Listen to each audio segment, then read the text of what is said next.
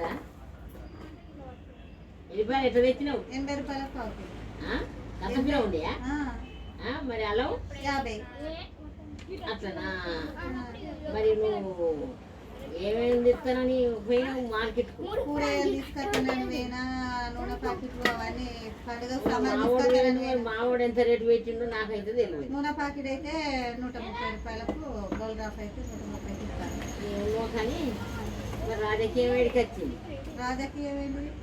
ఇక అది ఏంటిదంటే ఏంటిది ఉన్నది ఇప్పుడు అది గెలిచేట్టు సర్పంచ్ ఎసుంటోళ్ళు ఏమో మనకి మన పెద్ద పెళ్లిలో సర్పంచ్ ఓట్లు లేవు కదా, వాడ లీడర్లు ఏదో కానీ ఇప్పుడైతే పండుగకు సామాన్ అయితే ఏం రాలే.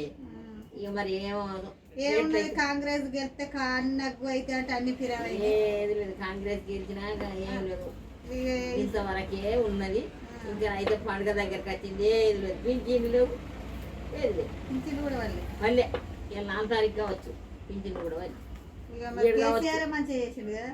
కేసీఆర్ మంచిగా చేసింది కానీ కేసీఆర్ గెలుస్తాడా మళ్ళీ రేవంత్ రెడ్డి గెలుస్తాడా? కేసీఆర్ గెలుస్తాడు. కేసీఆర్ వస్తాడు. ఏమున్నది వేసే పైసలే సింగారం లేదు.